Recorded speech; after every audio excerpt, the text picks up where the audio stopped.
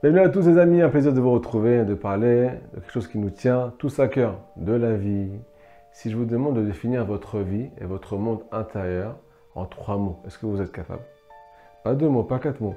3 mots les amis. Alors écoutez, peut-être oui, peut-être non. Mais aujourd'hui on a une définition d'un très très grand sadique qui s'appelle Rabbi Nachman de Breslev. Il a eu l'audace de définir ce monde en 3 mots. Kol haolam kulo, ou gesher, c'est un pont, tsar, étroit, meod, très étroit. Qu'est-ce que ça veut dire tout ça? Imagine-toi que on te jette devant tes épreuves. Tu n'as pas possibilité de faire machine arrière. Il y a un pont devant toi.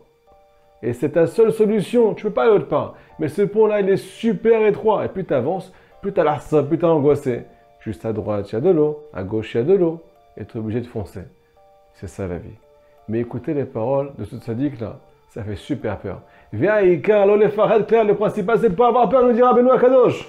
Mais il n'y a pas marqué comme ça dans l'écouté Moran. Dans l'écouté Moran, il y a marqué qu'il ne faut pas seulement pas avoir peur. Il ne faut pas se faire peur à soi-même. Qu'est-ce que ça veut dire? Ça veut dire qu'en fait, tous mes soucis viennent du fait que je me fais peur à moi-même, mais qu'en fait, il n'y a aucune raison de flipper. Il n'y a aucune raison. Si on détient 3 petits points, c'est la solution qu'on va donner à la fin du cours. Eh bien la réponse est oui les amis. On se fait peur quand on a un petit problème. D'une petite chose, ça devient une montagne. D'une grande chose, ça devient Hachem Ishmor, un enterrement. On s'entalivant, on n'arrive plus à respirer, plus à parler, plus à bouger, bloqué. Tu n'arrives même pas à manger, tu dors plus, tu fais plus rien. Quand il y a un truc qui ne te plaît plus, qui ne va pas dans ta vie, des fois tout s'arrête. On n'arrive pas à faire la part à des choses parce qu'on se fait peur. Alors, comment ça marche? Petite histoire. Un ami à moi qui a fait tchouva il y a 5 ans. Et lui, il était un peu space. Il avait une copine par semaine. Il avait très très peur pour l'argent. Et il était aussi dépressif. Il me raconte que quand il a fait tchouva, tout s'est arrêté doucement, doucement. Plus de dépression, plus d'angoisse pour l'argent et aussi la stabilité. Aujourd'hui, les amis, il est marié avec une seule femme. C'est un miracle aujourd'hui. Chas v'shalom. Il a des enfants qui sont les siens. Il est sûr que c'est les siens. Et il sait aussi où ils habitent. Il s'est stabilisé. Il me raconte aussi qu'il a un but dans sa vie. Alors, pourquoi tout ça? Pourquoi ça s'est arrêté, tous ces soucis-là, tout ce manque de stabilité? Tout simplement parce qu'il a changé de lunettes. Maintenant qu'il est proche de Dieu, il regarde la vie avec les lunettes d'Hachem. Automatiquement, il y a beaucoup de changements, il y a beaucoup plus de stabilité, beaucoup plus de sérénité. Deuxième histoire. Il y a beaucoup de gens qui commencent à goûter à la lumière de Rabbi Nachman de Breslev. Et automatiquement, ils sortent de leur dépression. Avant, la dépression, la tristesse, c'était un ami. Le meilleur moyen de se réfugier, c'est de pleurer, c'est le coussin, c'est les angoisses, se renfermer sur soi-même. Mais nous dit Rabbi Nachman, mitzvah de la liot besimcha tamid. C'est une très grande mitzvah d'être tout le temps dans la joie. Pourquoi? Il n'y a pas de pourquoi, parce que, point barre. Si tu attends d'avoir des raisons pour être joyeux, tu seras tout le temps triste. Nous, les Juifs, on doit se réjouir tout le temps et sans raison. Pourquoi? Parce que la joie protège de la faute. Deuxièmement, celui qui est joyeux, il est proche d'Akadosh Baruch Hu, qui est le symbole de la joie chez nous, les Juifs. Ok? Donc, mitzvah de la liot besimcha. Alors pourquoi tous ces changements-là? Tout simplement parce qu'ils ont découvert ce qu'on appelle la vérité.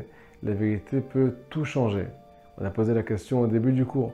Comment on peut dire « n'aie pas peur » ou bien « ne te fais pas peur » et tu vas passer ce monde sans souci, sans angoisse.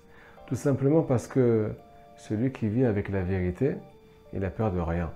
Si tu prends les lettres, émettent la vérité. Ça commence par le Aleph, première lettre de l'alphabet. Deuxièmement, même le milieu de l'alphabet. Taf, la dernière lettre, la fin de l'alphabet. Ça forme un pont à Botaï. Nous dit Rabbi Nachman, celui qui est attaché à la vérité, qui fait référence à Dieu, il n'a pas de crainte dans ce monde. Donc tout dépend des lunettes qu'on va avoir. Est-ce qu'on va vivre selon la Torah ou bien selon nos sentiments? Alors vous allez me poser la question les amis, il y a des gens qui sont religieux et qui ne sont pas forcément tout le temps rassurés. Ils ont aussi beaucoup d'épreuves, beaucoup de soucis et ainsi de suite. La réponse est toute simple. Les épreuves ça fait partie de la vie. Mais comment on les vit? Il ne faut pas seulement être religieux. Il ne faut pas seulement étudier la Torah. Il faut vivre avec la Torah. Vivre avec la vérité. La faire descendre dans ce monde, dans notre foyer, dans notre couple, dans l'éducation de nos enfants, avec nos sentiments, dans notre pensée. Mitzvah de la liot besimcha. Ce n'est pas une parole, c'est la vie, Rabotai. Il faut le sentir, il faut le faire descendre doucement, doucement vers soi. Donc la réponse, elle est que on ne vit pas assez sur le plan sentimental avec la vérité. Ça reste une sagesse malheureusement. Mais dans notre paracha, on a une figure qui s'appelle Yaakov. Yaakov, c'est aussi le symbole de la vérité.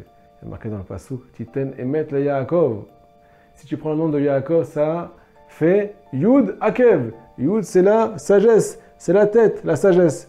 Akev, c'est les talons. Yaakov, qui fait référence à la vérité, fait descendre la sagesse, le Yud, dans les talons, dans les endroits les plus bas, les amis. Ça ne reste pas dans les hauteurs célestes. Et c'est là qu'on commence à vivre dans ce monde. Donc, si on veut vraiment vivre, les amis, avec sérénité, on a une seule solution, s'attacher à la vérité. Vivre avec elle aussi à chaque instant. Et nous dire Rabbi Nachman, ce que tu étudies dans la journée, il faut que tu commences à prier là-dessus. C'est comme ça que ça va passer de la tête au cœur. Et bien, Hachem, même dans les talons. On doit vivre avec la vérité, sinon elle ne vaut rien, les amis. Shabbat Shalom.